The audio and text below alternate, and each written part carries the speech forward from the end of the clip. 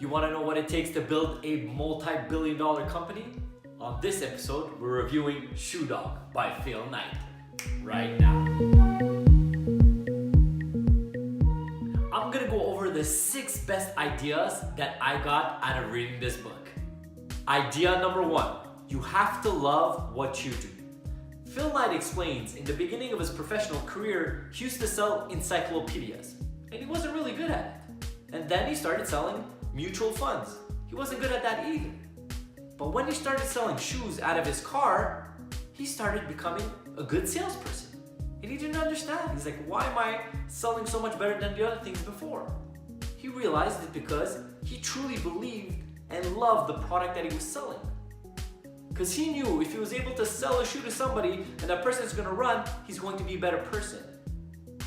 So you have to understand that you have to have this love and this belief of what you are doing or what you're selling for it to really work. So love what you do.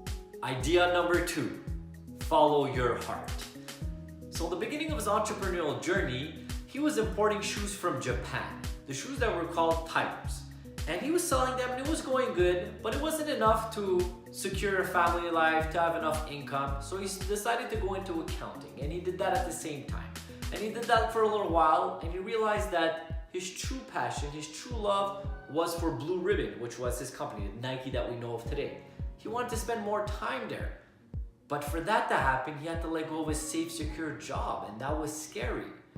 But he decided to listen to his heart, and he says it black on white in the book. I followed my heart even though I did not know where it was gonna lead me. I just knew that I had to pursue that. So follow your heart. Idea number 3, figure it out along the way. So while you're reading this book, it is so evident that Phil Knight didn't know what he was doing. He was just kind of rolling with the punches, going forward with it and kind of taking it as it comes. And he was learning while doing that. So much so that when you read it, there's so many barriers and difficulties that come in front of the business, difficulties that are almost gonna stop the business completely, that I was wondering, is this company gonna survive? And we know what Nike is today. But you're like, how did they go from that? From losing their banks, from their company from Japan shipping them shoes, stopping and looking for somebody else. They had to go get another provider. All these things that came along. He just went forward and figured it out. And he even says in the book, just keep on moving forward. It doesn't matter, just keep on moving forward. And that's what he does. And because he just kept moving forward and kept moving forward, he ended up always succeeding and ended up always developing it in the way that he wanted this company to go. So just figure it out along the way. The most important thing is get started right now. Idea number 4, sell the brand, not the product. Now, I don't know if Phil Knight actually knew this or it happened just so organically because he was really passionate about running. Actually, he used to run in the Oregon team when he was in university. So that passion transmitted to his clients because he truly believed that people would be better off with his shoes than without his shoes because they would be running, they would be healthier. And back in the day, the only big competitions were Adidas and Puma, and they weren't coming out with innovative products.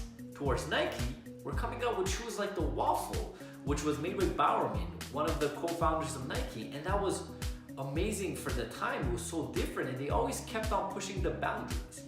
And in fact, in business, we know that if a company sells the brand, they succeed so much more. If we take the example of Apple, they sell the connectivity. They sell a product that's cleaner, nicer, instead of just, laptop phone. It's something else. If you think of Starbucks, they're selling the experience. They're not just selling a coffee. You can get a coffee anywhere else. They're selling the experience that comes with it. So that's what happened with Nike. This is what he talks about. You have to sell the brand, not just the product. Number 5, work-life balance.